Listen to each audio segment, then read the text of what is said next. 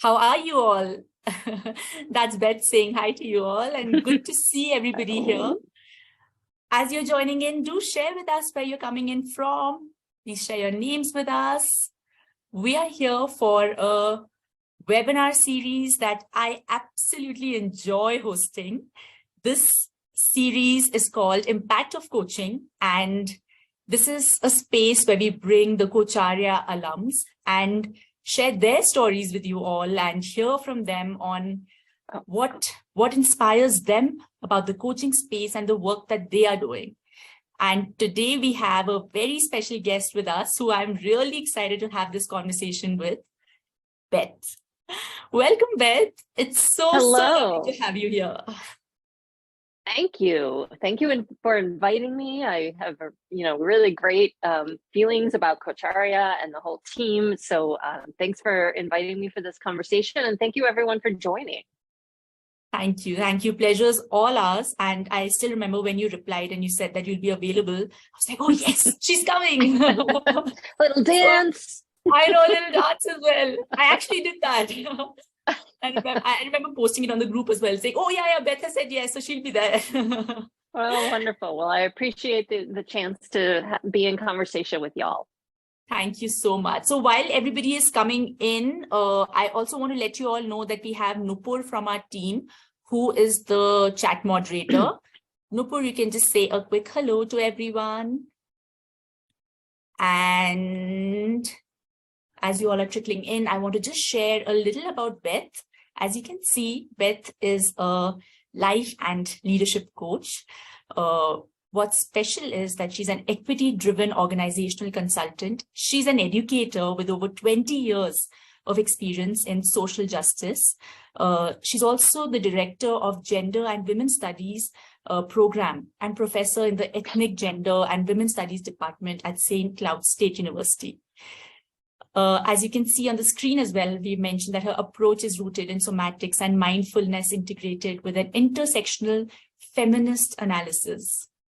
Wow. I think we're going to have a real fun conversation today, Beth, with so many things to talk about. This seems so exciting.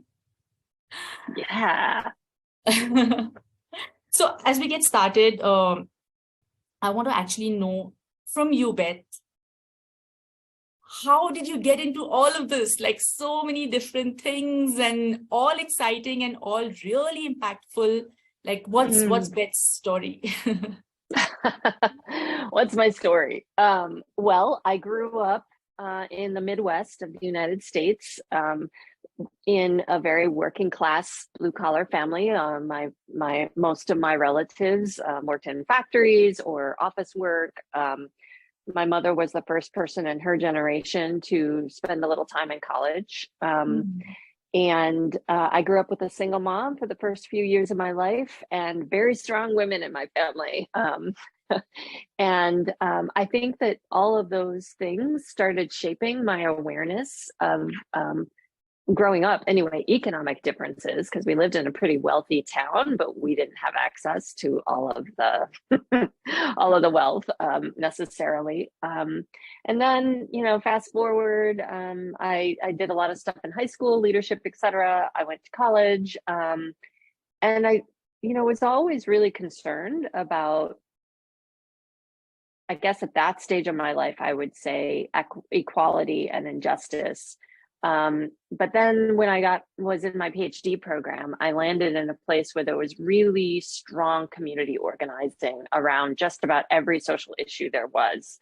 And I learned a lot in that about systemic inequalities and power and how to collaborate with people to create change, and the value of community voices. And that's also where I started teaching gender and women's studies and working with mostly at that point, students were typical college age students, so 18 to 22, and really supporting young leaders to find their voices and their passion and learn how to create change.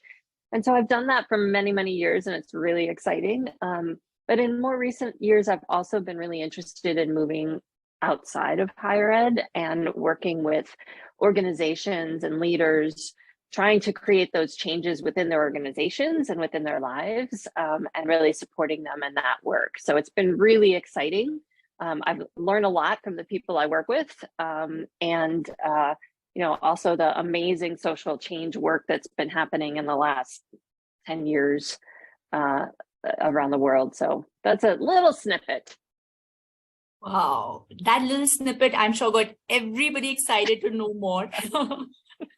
Sure, the participants know why we've got Beth here now. Wow, you're such a powerhouse, Beth, and like so many wonderful things that you've been doing and you're continuing to do. As you were sharing, I was thinking about two words that you used. One was voice and one was change. And what comes to your mind when you think of those two words? Voice and change. Yeah. You're such a good person to dialogue with because you hone right in on the really interesting components. Well, I think we all have a really powerful voice, and I think the world needs all of our voices. But I think some of us have more access to platforms than others. Because of power dynamics in the world, some voices are more valued than others, and whose voice gets to shape the system and narrative depends on where we are in the world and what the power dynamics are. But helping people, especially people who haven't had their voice validated and acknowledged and amplified, helping them really find their voice, because it can be hard to find your voice amidst all of these, messages in the world around us. So helping you find your voice and passion, it's one of the things I do as a coach, get really clear on that. And then, learn to hold your voice even when people around you don't want to hear it. And find other people who can support you in that process. And then from that, begin to cultivate change in yourself, because valuing your own voice for many of us is a journey, I think. And so internal change, right? And then also, what kind of world do we want to create when we really validate everybody's voices and really create space and listen to the voices, especially the voices who haven't had the platform in the past? What kind of world can we create when all of those voices are out there? And what kind of changes do we need in our organizations, in our communities, in our societies to really create space for those voices to offer their full gifts?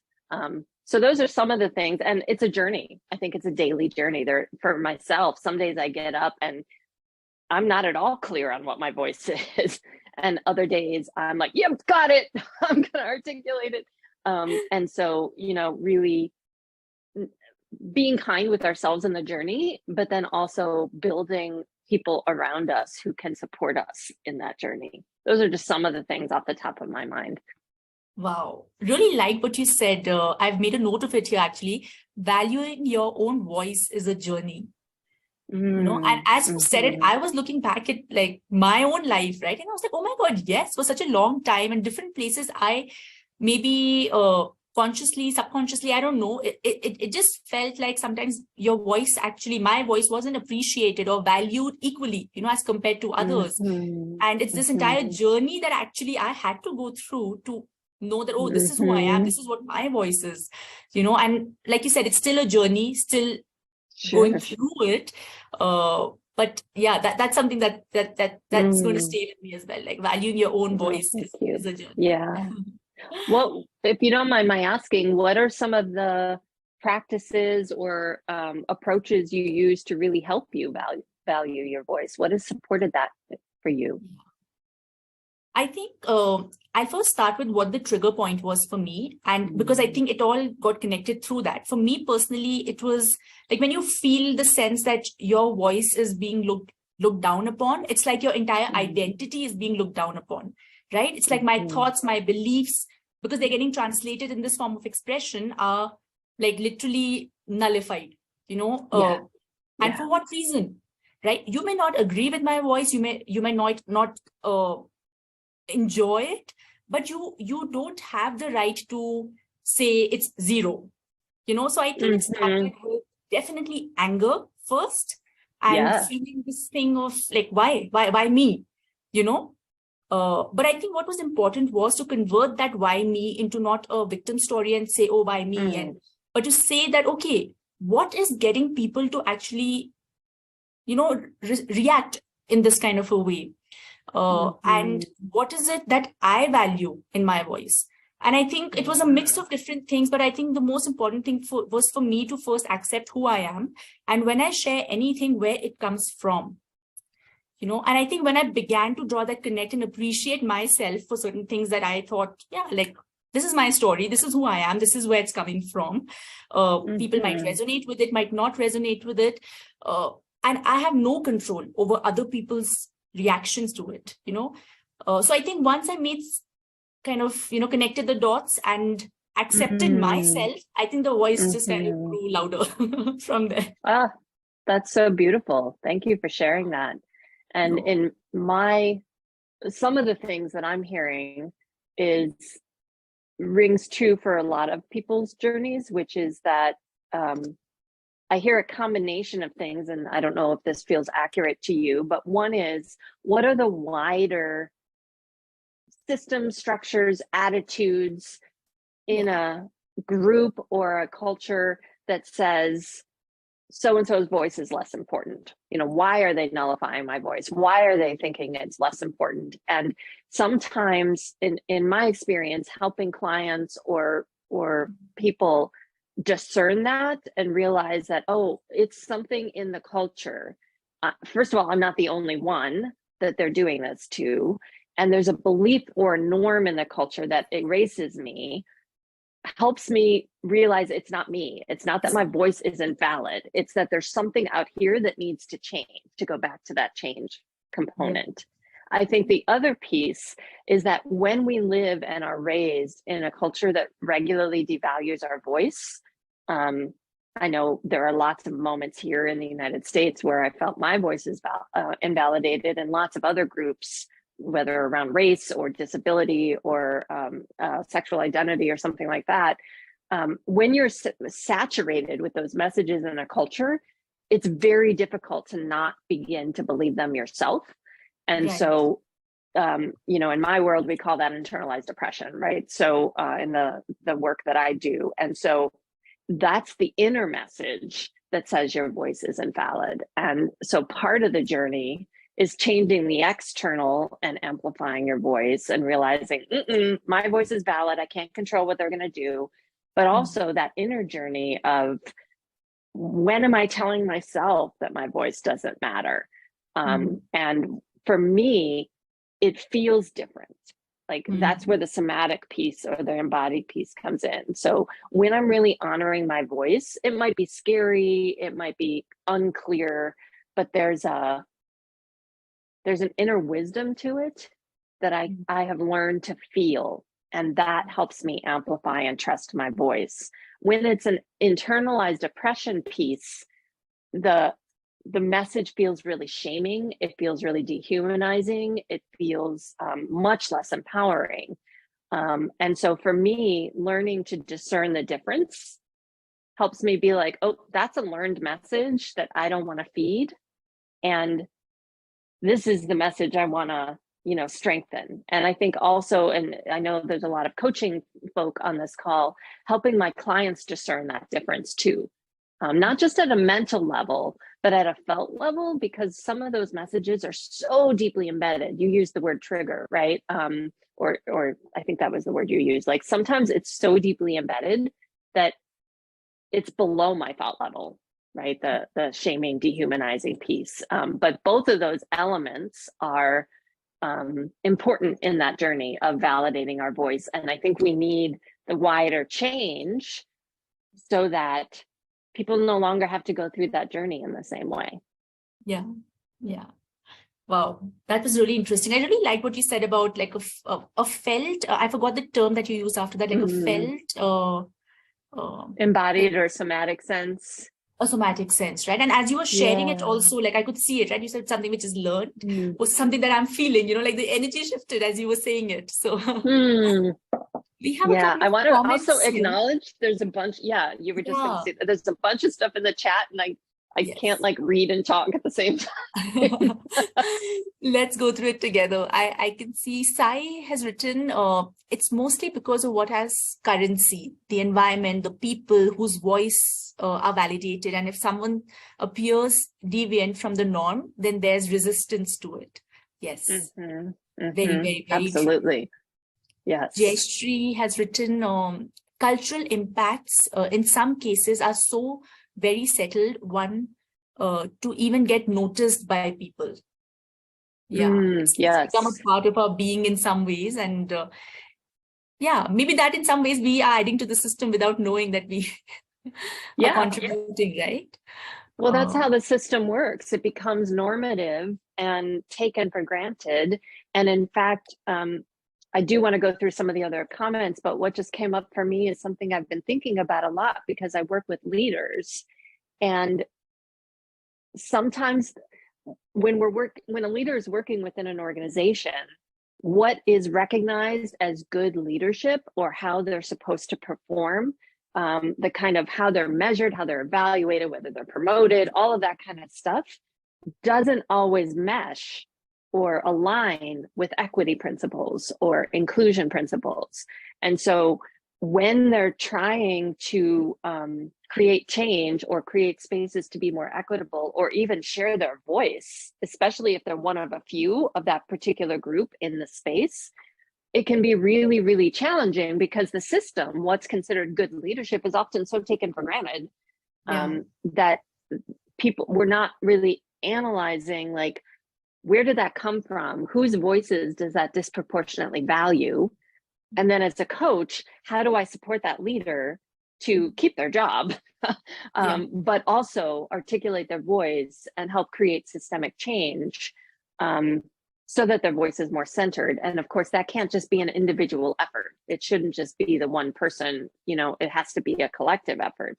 So navigating that, one of the questions you asked me was, what are the challenges leaders face? I think that's one of the challenges, especially if the system doesn't really want to change, which is often the case. So thank you for surfacing that. And that's where I think we really need to trust our voice, because often the system doesn't want to hear it, or they say they want to hear it, but they don't really want to make the change that will really let them hear it.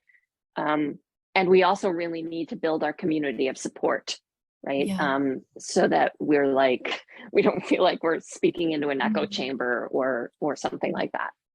Or always having to fight, right? Like one shouldn't have to fight for their voice, Totally. It shouldn't have to be a fight. It should be a celebration. Wow. So Pat here also has written something: writing your thoughts down, your voice embeds the thinking, which then becomes real and can be seen, and our voice becomes validated. Yes. Yes, because I think that writing down, it's an internal reflection process, right? And we have to do that excavation, I think, and that deep reflection to get clear for ourselves. And for me, anyway, to really distinguish between what's my learned voice that isn't necessarily who I want to be and how I want to show up, and what's the voice I want to feed. So that internal transformation process is really important. Before and as we try to articulate it outside. Thank you for sharing that. Yeah. And Beth, as you share that, I'm curious to learn about your coaching journey. Like how did this the space that you were in, like how did you then begin to think about coaching and the role that coaching can play in bringing together this internal transformation for that external transformation? Yeah, great question. Because coaching has just been a really powerful, community, and I've learned so much from Drayvon and Tracy and everybody else at Coach Arya, and also just a really important skill set for me to develop. So, I've been a higher ed professor for years. I've mentored and coached students for a long time, and I put that in quotation marks because even when I'm coaching students, I'm a teacher. So there's, it's not the same relationship. But as I started working with people in nonprofits, community members, people in small businesses outside of higher ed to really support the change in their organizations, I realized I needed different skill sets, and I needed a little more support in how I could best show up. And so I started exploring some different coaching programs. I will say there's a lot of coaching programs out there I have no interest in. It feels really transactional for a lot of the coaching program. I did a lot of research to find ones that felt like they aligned with my equity values and that would be more transformational. Because while there are times and places when we need transaction, like I've got this situation, how do I handle it? The work that I do, because I'm so embedded in inclusion, equity work, it has to be transformational, or it feels like all we're doing is helping people be more successful in problematic systems, which is not really what I want to do. So I've really appreciated the community and the skills that I got through the Coach Aria program, which has really helped me show up in different ways for my clients and support them in doing their change work, right? Yeah. I'm just trying to think the transition. I mean, you're still in the education space with your students, but wanting to do for a lot more for more communities, through other people's businesses or organizations. Like, what got you to do, like, to build that lens in? Like, where did it come from? Yeah.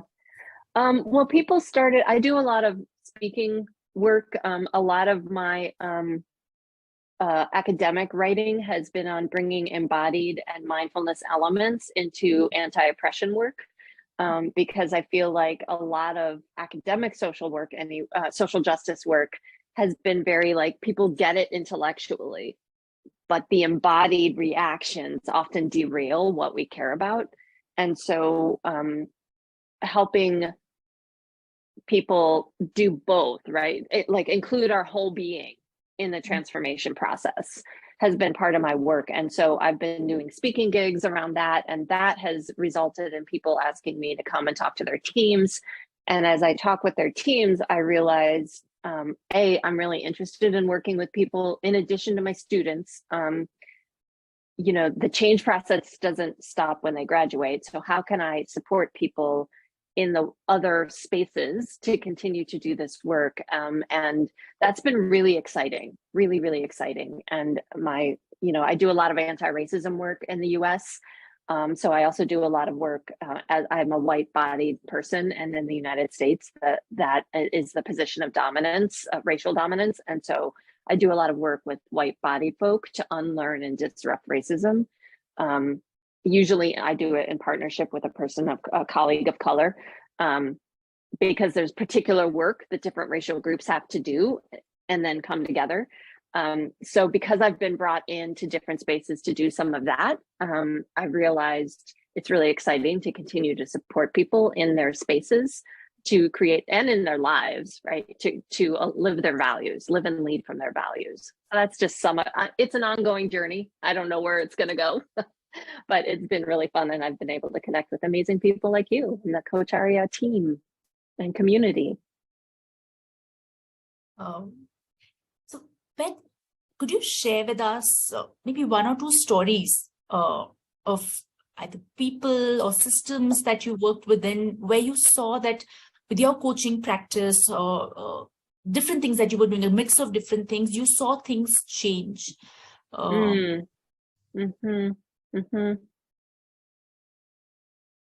I'm going to take a moment to reflect.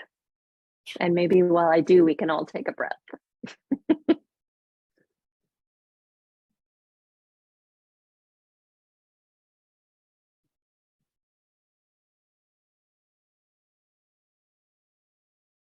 Yeah, so a couple examples come to mind. Thanks for the question. One client was a experienced leader, but in a new position of leadership. This happened to be an academic institution, a university. And it was a part of the university that had gone through a lot of change, and also had a lot of, this leader was inheriting a lot of political and emotional baggage from the people she was leading, because the previous leaders had been really hard. And so she was coming in, having to inherit all of that, but also trying to create a major culture shift in the space she was leading. And so her team, the people she was leading, both wanted the major culture shift and had a lot of distrust because of the previous leader. And so really helping her discern the landscape of all the different variables that were happening and try out different ways that she could approach some of those challenges. In this particular case, it helped that I know a lot about how academic institutions work and all of the political minefields that are there. And then also really work with, what are the external challenges and what are her own internal self-doubts and how are they enhancing each other, right? Like, so helping her discern, like, there's a moment of self-doubt that isn't actually accurate, and what maybe how they're responding is not that you're not a good leader, but that it's coming from their years of distrust, and really discerning those things. So she was able to get much clearer on how she wanted to operate and have kind of a safe space to try things out. And I think she's made a significant culture shift in that space. It's ongoing, of course, but she's making major changes in the right direction for her group and her unit. In another situation, it was a small business and a really small, close-knit team, really cared a lot for each other. And, when you have a small team and there are patterns that aren't helpful, it can really fester a little bit. So really helping them get clear on what they care about, how they wanted to enhance equity, what are some of the patterns that are getting in the way, and how can they handle that instead of getting pissed and, really upset and resentful of each other. What are some commitments and agreements they can make about how they want to handle it moving forward so that they can preserve a valuable, not just working relationship, but they really care about each other, right? And handle the really heavy workload that's coming in. So those were a few. One was individual coaching and one was more group coaching. But it was, in both instances, it was really exciting to support them in their journey. Yeah. I was thinking that for you as a coach, like on the other side, you have to exercise so much empathy, right? Because on one hand, it's empathy for the situation, and on the other hand, it's what this person is actually going through, and to deepen that understanding within them. Yeah, absolutely. Absolutely. Yeah. And you really need both levels as a coach, and helping them discern both levels, right? That kind of difference between balcony and dance floor idea. But then also the internal. That's part of why I do the mindfulness and somatic and embodied work, because I think we really need to understand ourselves in order to be able to show up the way we really want to. And I saw a question about how I integrate my own life experiences that shape and disrupt me into my coaching process. Yeah, thank you for that question. And this might be a little bit of a sacrilege for coaches because of the message. I get a lot of coach trainings talk about how it's not about you, right? You're there to reflect back to the client. And it's this kind of idea as coach as a blank slate, like we're just showing up to reflect back. And I do agree that the sessions are about the client. Not, I have my own coach. I have my own spaces where it can be about me. So it's definitely about the client. But I don't think, we can be blank slates because we come with our own norms. We come with our own identities. I mean, even how I show up, people have certain projections for me. And so it's in the room, whether we name it or not. And also, I think my experiences sometimes give people permission to have their own experiences.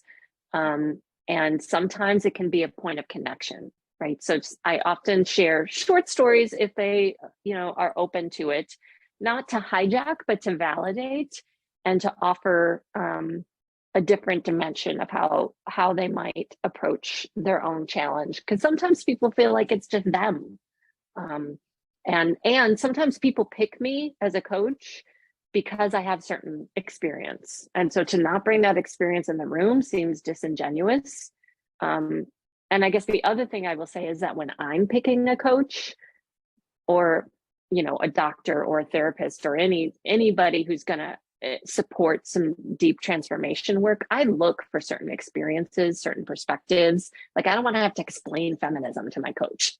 I need them to come from that perspective, so that we can get to the work, and so that our values are somewhat aligned.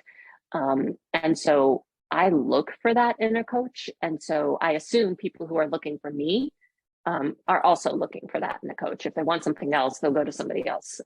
So I try to really keep the focus on the client, but also recognize that who I am is in the room anyway, and could offer some support for the client.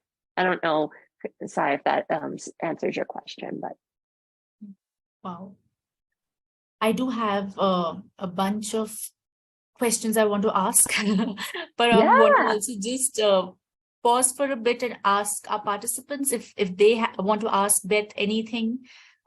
Please feel free to use the chat box. Beth, I know you and I were discussing before we started the webinar, if there are some exercises that maybe, you know, we'd like to get into with you, if that's a possibility. Sorry, I'm just throwing it like that here, but do you think that's something we can do? Like, Sure.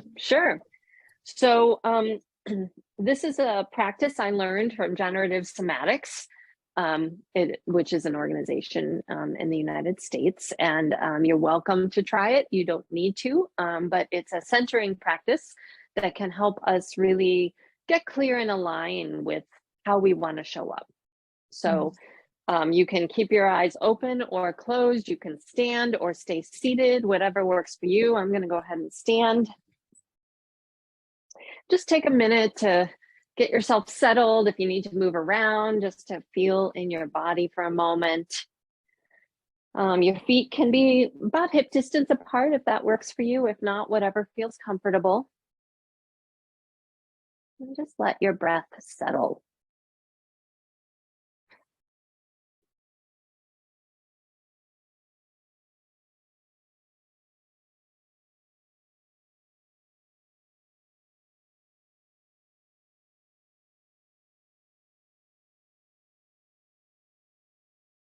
You might move back and forth to just find a place where you feel your center.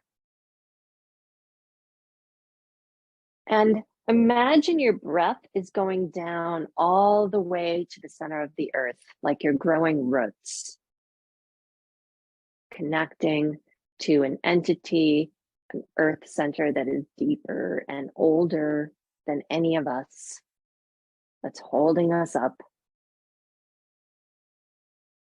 supporting our paths in the world.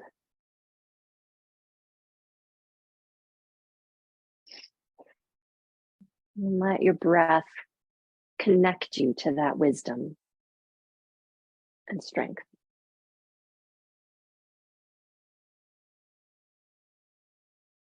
And then drawing that up through your feet, your calves, your thighs, your inner gut center, all the way up through your heart center, through your voice that the world needs, through your perspective, up into your wisdom, and up into, imagine you're expanding into the world with all your gifts. Taking up your full space in the world. And in this particular practice, we call that our length, right? And kind of standing firm and tall in who we are, taking up the space we deserve, the space of dignity.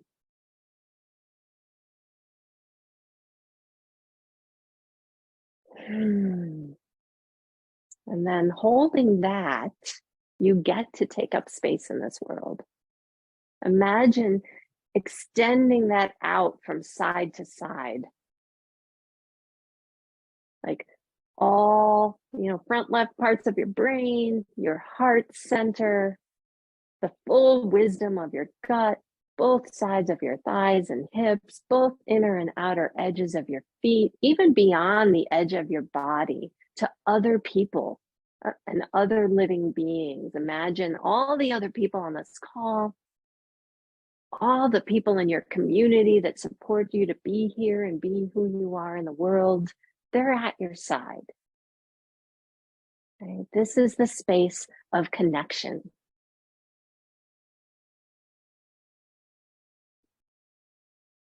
Feeling into that. And in this practice, holding both of those, we'll go to depth, right?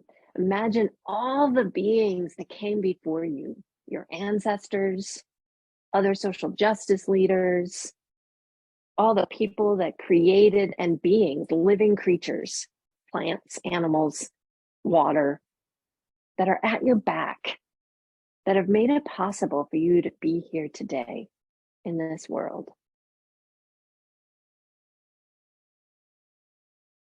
Feeling them at your back with all the strength and all their stories. And then taking in their stories through your heart center, your story gets to be here too. Breathing into all the nuance and depth and complexity of your story. And then imagining all the people and beings that are going to come after you, that you are creating space for, right? We are one among many.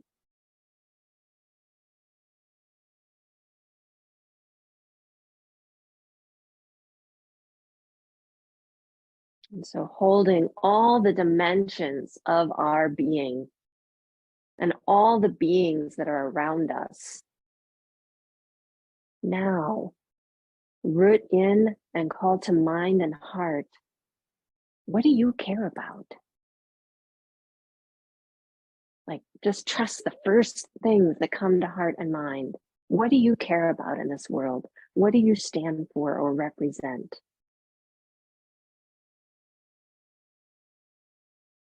And taking a few breaths to feel into where those are in your body, in your being, your soma.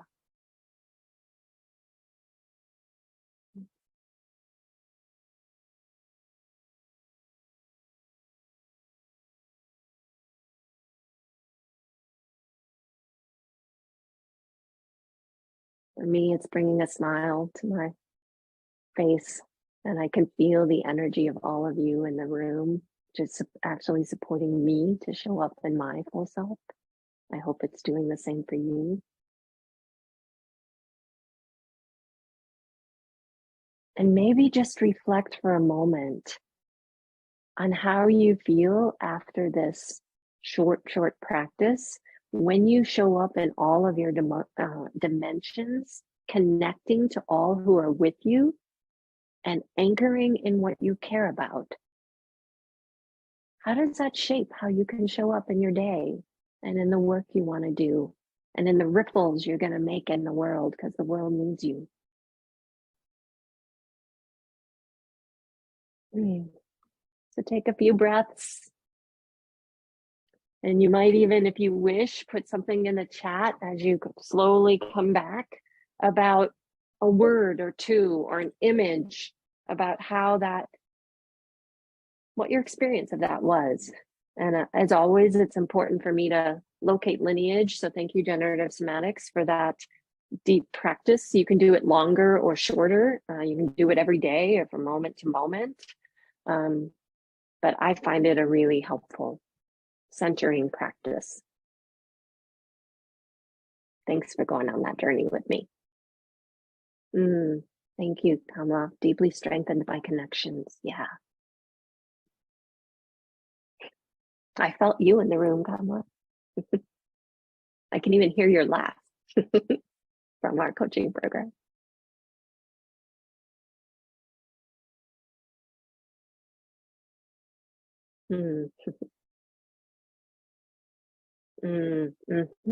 Yeah, good or bad. It's not always a great feeling, who things that have shaped us, but they are part of our story.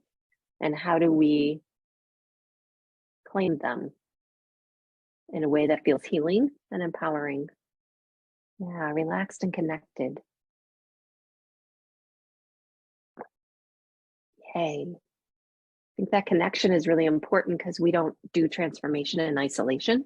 Bell Hooks, famous African-American feminist, notes we heal and transform in community. Yeah. Thank you, Nipa. Appreciating my existence and everything that has contributed to it. Mm-hmm.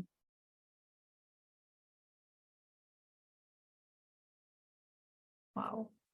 I was thinking about the concept of Ubuntu as well. I am because you are. And it just felt so powerful when we went through this exercise. And what you said, right? Healing doesn't happen in isolation. It's not something that happens alone, right? We do it within, right, while being a part of the community. Yeah.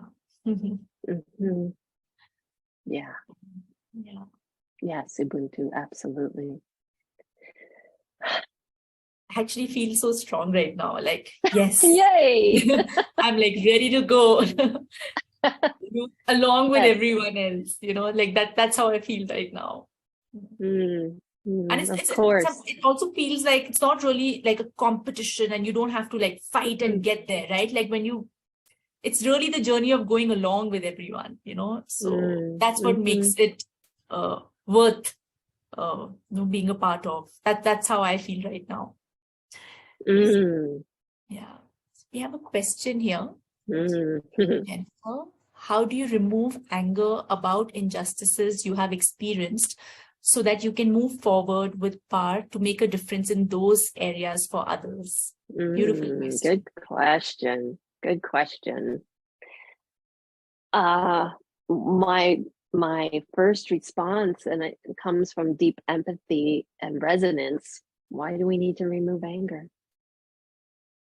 I think, Audre Lorde wrote a beautiful essay called The Uses of Anger, which you may know about. And she talks about how anger is a legitimate response to injustice. And often in unjust societies, which I think are many of our societies right now, only some people get to express anger without punishment. So here in the United States, it's really risky for some people to express anger. So part of it is, I think, coming to terms with our own anger and validating that it's legitimate. It has a role in the world. It's a valid response to inhumanity. And it can be a fire. It can be a catalyst for change, right? So how do we take that anger and use the fire that it is to mobilize in us or others the change that we want? But how do we do that with some discernment and care and dignity, right? Because uncontrolled fire can be really dangerous, right? It can wipe out things we don't want to wipe out. And I think this is the thing I see in a lot of social change agents and in myself, it can turn inward, particularly if we don't feel like we have a venue for it, right? So I think, I also think anger is a shield for what is the anger protecting? And how can we kind of support the tenderness or fear or whatever the anger is protecting? We don't necessarily have to show it to the world. It might not be safe to do that, but to understand why the anger is coming up and then use it skillfully, right? I'm going to use it to mobilize here. It's not going to be a helpful tool here. And I think in order to do that, we do have to do our own healing work and our own deep reflection and transformation work. I think when I was much younger, my anger was just like right there, and it was in control of me instead of me being the wiser self, being bigger than the anger. so that I could allow it to happen without driving me in ways that I didn't want it to. So those are just a few of the things. I think that's also why community is really important, because supportive community can hold up reality checks. I think as a coach, coaching spaces are really great places for that anger to come out, right? Because you've got a container, it's safe. And then you can help the client be like, okay, so what do we want to do with that? What's given the situation or the transformation you want, how can that be used wisely without coming back on you with too much blowback or harming people you don't want or being indiscriminate? How can you use it to align with your values? Those are just a few of the things, and I'm certainly not the final say on any of that, but there have been some really good books on anger recently. I'm looking at my shelf. Can't think of it right now, but yeah. I'll put before the end of this webinar, I'll put my email in the chat because I'd love to stay in touch with y'all. I was just thinking the word you used, Beth, like how coaching creates that safe space, and to Jennifer's question as well, like what can we do about people who are going through any form of injustice? I think I was just thinking that, if you are in a capacity to create that safe place, maybe for one person or maybe for like a group, I think, like you said, right, like that anger, what's beneath the anger kind of surfaces and it gets the kind of care and the warmth that it actually needs, versus it going in any direction from there. So yeah, I think people, especially, I mean, I work a lot with people who are marginalized in some way, shape, or form. And they often need a space for that because, as I said, it's not safe. Either they're going to get pushed back at their job, or it's physically or emotionally unsafe to express that anger. But if you don't have a place for it to go, it's probably going to go inward. And then it erodes from within instead of becoming the productive catalyst that Audre Lorde explains. So, and she also points out, and I remember when I first read this when I was young, I was like, ooh, light bulb, right? Audre Lorde in her essay, The Uses of Anger, was like, it's so interesting. She was a Black lesbian woman in the US.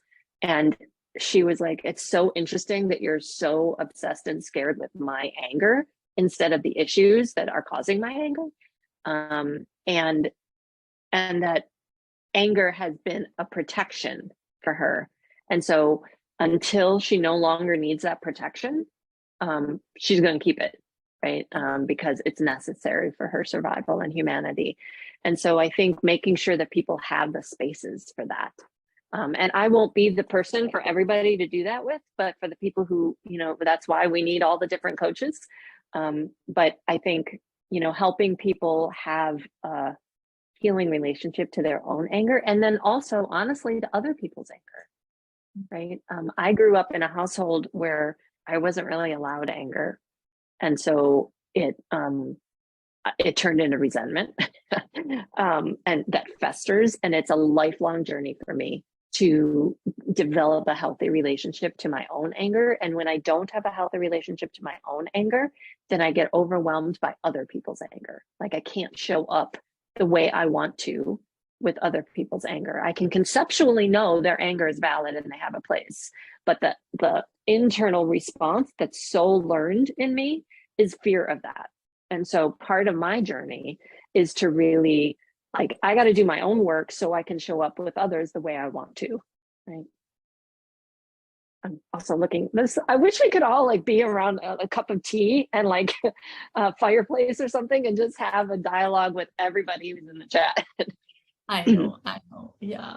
And really like how you said, Beth, that there is a lot of inner work that you need to do, right? As a coach, as an individual, to then show up for someone else, right? And I think a lot of times when we also listen to other people and their challenges, it could trigger something in us as well, right? So it's so important to know what it's doing to us, and hence really like the focus that you have on community and safety, because I think once people have that is when I think people begin to, feel more free.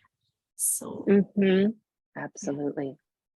There's some comments here. Some coaches are so interested in the approach of Sai has written here something, approach of problem solving, that they want to fix people rather than facilitate change. This comes from personal issues and attachment issues and lack of love in life. And I guess hence the inner work, I think, for any individual. Yeah, I think it's interesting, the idea that we want to fix people and not systems. And whether systems can be fixed or whether they need to be completely transformed is another conversation. But I think as people, we are operating within systems, family systems, social systems, organizational systems. And many of the reactions we've developed are socialized and conditioned. So yes, they probably need to transform in some cases, but so do the systems that have created them. Yeah. And I see in the QA section that somebody asked about a question about a book on anger. I do feel like I have read a lot recently on anger, and I'm looking at my shelf here. Nothing is immediately coming to mind, but I know I will think of it as soon as I get off the call. So, certainly, and maybe we can then share. We can, in our next okay. emailer, we'll definitely make sure we share the resources. Perfect. Thanks. Yeah. Wow. So we just have a couple of minutes left for the webinar. Would anybody like to share any thoughts, anything that's coming up for them, or any last maybe question? Maybe one question is something we could take up if anybody wants to share. Okay. Thanks, Nupur, for sharing all these resources as well. Absolutely. Thank you. Okay, so I have a question if others don't have one.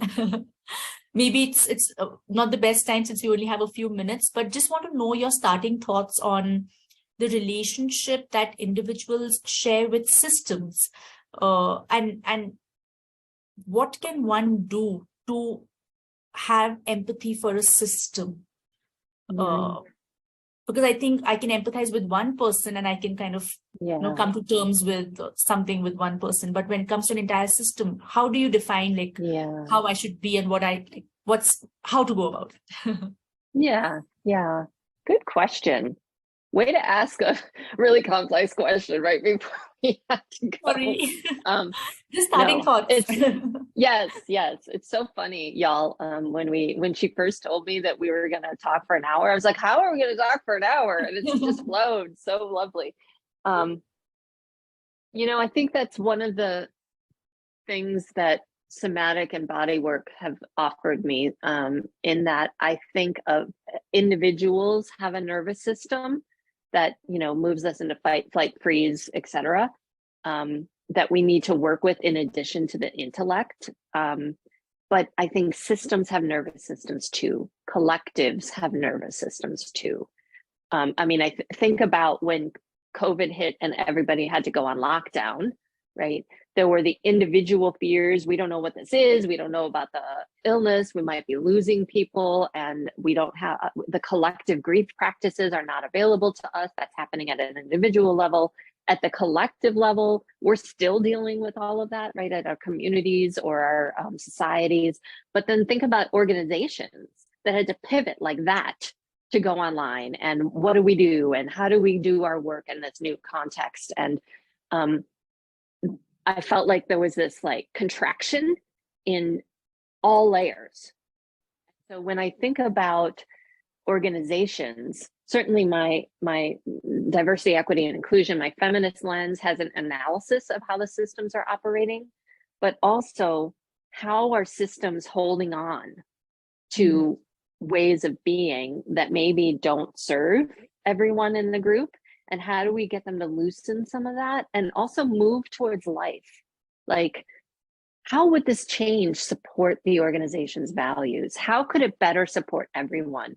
And how do we get that nervous system to kind of loosen a little bit, and recognize that individuals in that system all have their responses to change. Some love it, some contract. All of those individuals are in the system, and then the system itself is also responding to some of that. And that helps me, both that model and thinking about systems as ecosystems. Those two things help me have more empathy for systems as well as the individuals in it. So those are the first things that come to mind.